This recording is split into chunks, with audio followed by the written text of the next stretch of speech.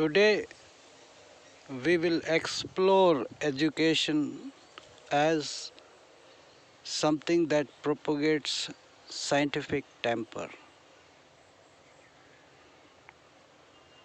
If you look around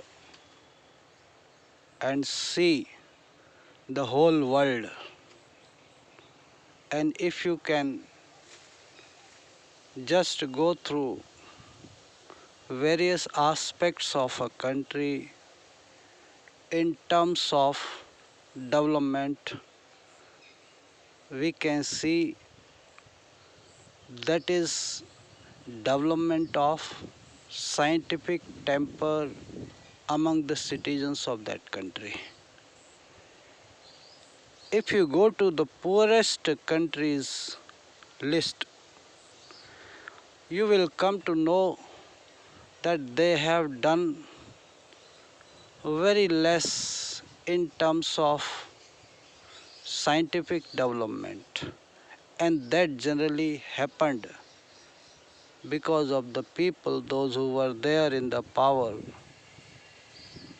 They deliberately did not allow this thing, and every government, whether you take the case of India or rest of the world, no government wants that there should be scientific temperament among citizens, because if you are a man of scientific temper, you will not bask in the glory of the past.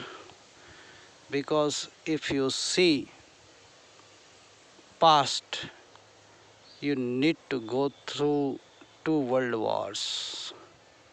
You would come to know how people were treated, what were the healthcare facilities. Nothing was there.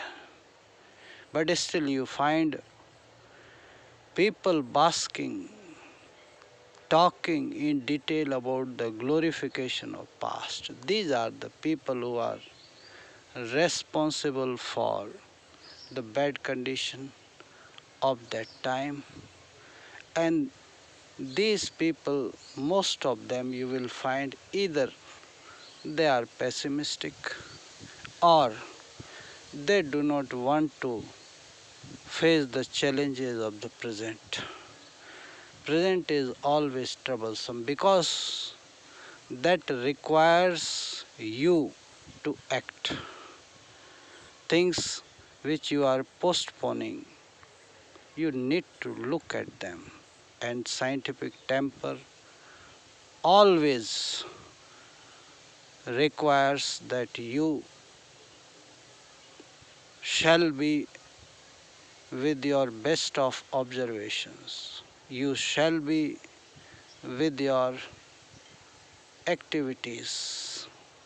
You shall be with the data collection. So many things are there and they are troublesome. But if you just think about history or religion, do you require any kind of activity? You just require contemplation.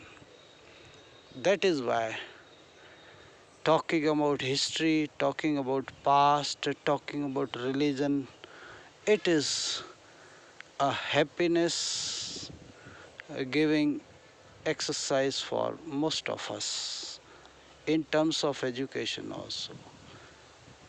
The basic aim of education is to make person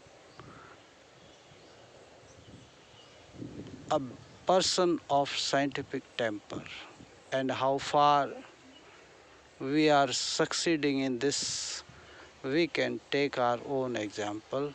How many decisions we take are based on scientific temper. How much scientific I am when I look around myself rather than blaming anyone, because there are so many factors which are working against what is right, and it is our duty to see what is right for us.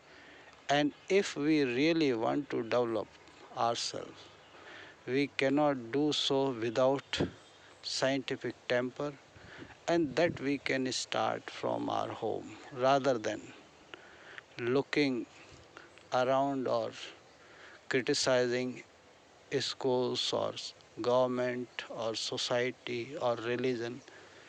We can see in our home how many things we have which propagate scientific temper, how many books we have got in our house that can lead to scientific temper. Decision is yours because choice is yours. Either be scientific in temper or bask in the glory of past. That's all for today. Have a nice day. Thank you. May God bless us all.